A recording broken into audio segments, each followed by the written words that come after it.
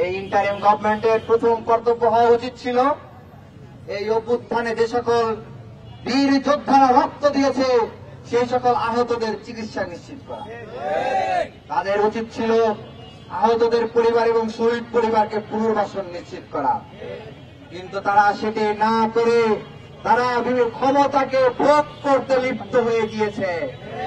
যে কারণে আমরা দেখেছি অনেক আহত ভাইদেরকে উন্নত চিকিৎসার অভাবে শহীদ হতে হয়েছে।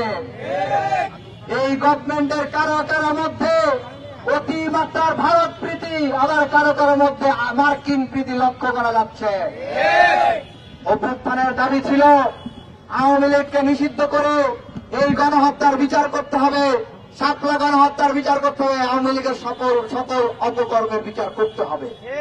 কিন্তু আগস্টের পরপরই দেখলাম ভারতের আধিপত্যবাদের দোসর আসিফ নজরুল ঘোষণা দিয়েছে তারা আওয়ামী লীগ নিষিদ্ধ করাকে সমীচীন মনে করেন না।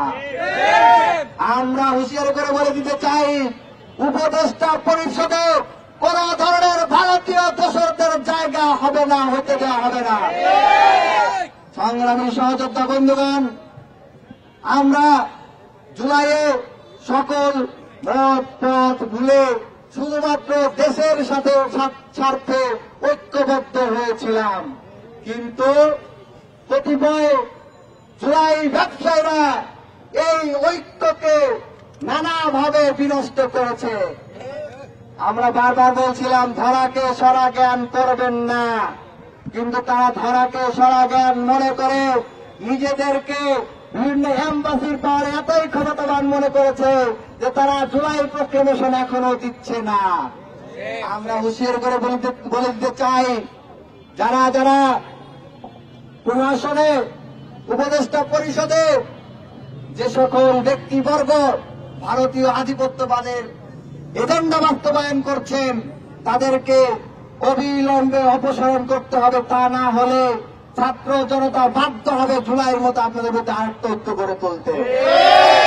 আজকে আমরা দেখতে পাচ্ছি ইন্টারিম গভর্নমেন্ট নানাভাবে ইন্টারিম গভর্নমেন্টকে ব্যর্থ করে দিতে চক্রান্ত চালাচ্ছে ভারতীয় আধিপত্যবাদের দোসররা।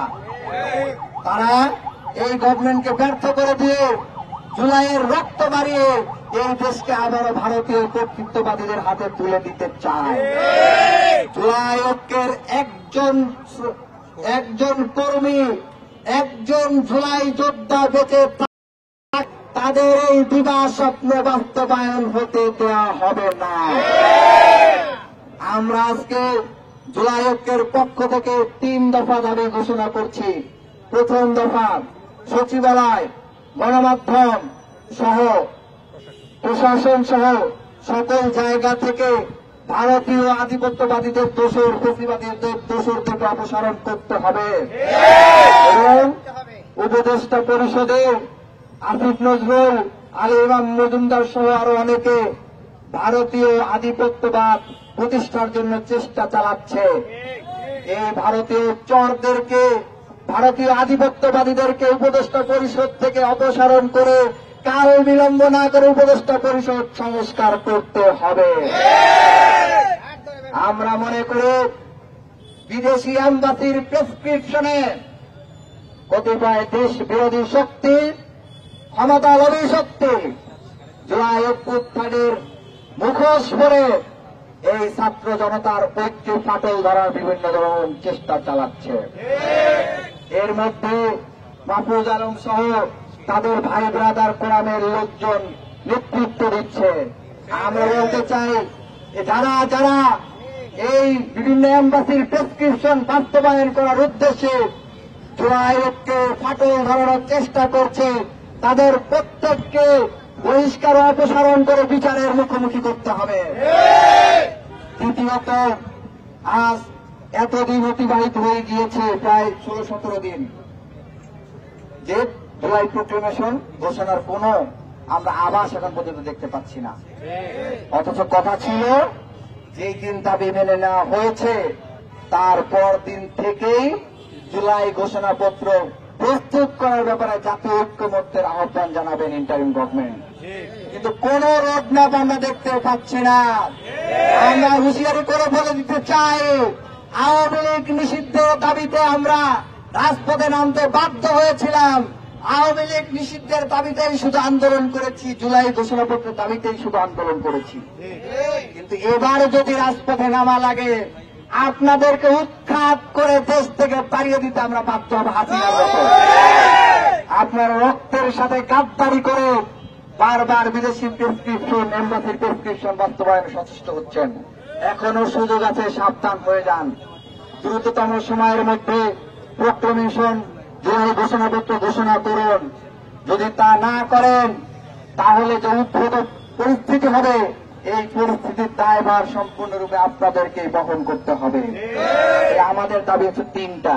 প্রথমত হচ্ছে মাহফুজ আলম সহ যারা যারা এই যে এনসিপি সহ অন্যান্য যারা জুলাই বিপ্লবকে জুলাই ব্যবসায় পরিণত করে জুলাইকে নিজেদের একটা ব্যবসার হাতিয়ার হিসেবে বানিয়েছে এবং ধরাকে সরা জ্ঞান করে জুলাইকে ফাটল ধরিয়েছে।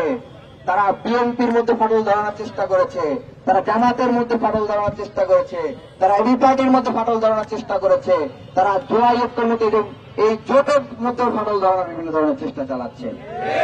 আমরা বলবো আপনার ঐক্য বিনষ্টের চেষ্টা বন্ধ করুন এবং সরকারের প্রতি আহ্বান জানাবো, যারা যারা এই নাবালক বাচ্চারা জুলাই ঐক্যকে বিনষ্ট করার জন্য জুলাই শক্তিগুলোর মতো বিভাজন সৃষ্টির চেষ্টা চালাচ্ছে, তাদেরকে চিহ্নিত করে বিচারের মুখোমুখি করুন। তা না হলে আমরা আপনাদের বিরুদ্ধে রাজপথে নেমে আসতে বাধ্য হব।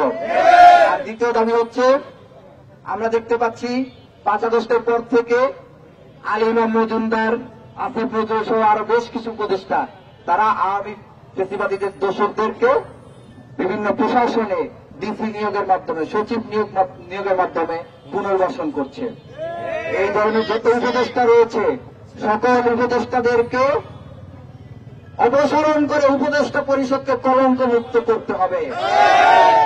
আমরা যতক্ষণ পর্যন্ত ডক্টর ইউনূস সাহেব বাংলাদেশের জনগণের পক্ষ থাকবেন, ততক্ষণ পর্যন্ত আমরা ডক্টর ইউনূস সাহেবের প্রতি আস্থা রাখতে চাই। আমরা আশা রাখি তিনি ছাত্র জনতার দাবির প্রতি সম্মান জানিয়ে উপদেষ্টা পরিষদকে সংস্কার করবেন, এই দালালদেরকে উপদেষ্টা পরিষদ থেকে ঝেঁটিয়ে বিদায় করবেন। আর তৃতীয় দাবি হচ্ছে, কাল বিলম্ব না করে জুলাই ঘোষণাপত্র প্রদান করতে হবে এবং এটাকে সংবিধানে অন্তর্ভুক্ত করতে হবে।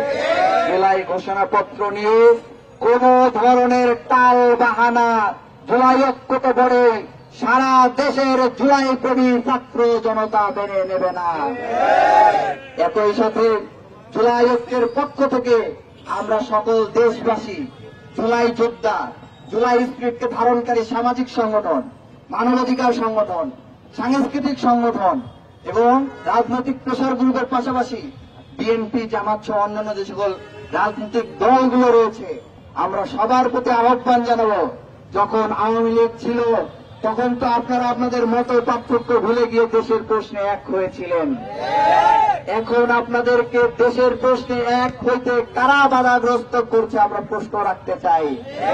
আপনারা আপনাদের মাঝে সকল ভেদাভেদ ভুলে গিয়ে সেই জুলাইয়ের মতো আবার ঐক্যবদ্ধ হন, সচিবালয় সহ সকল সেক্টরগুলোকে ফেসিবাদের দোষের মুক্ত করুন। যদি তা না করেন তাহলে আমরা মনে করব আপনারা ভারত এবং মার্কিনের বিভিন্ন প্রেসক্রিপশন বাস্তবায়নে ব্যতিব্যস্ত হয়ে পড়েছেন। এই তিনটি দাবি এবং একটি আহ্বান জানিয়ে আমাদের আজকের কর্মসূচি এখানে শেষ করছি।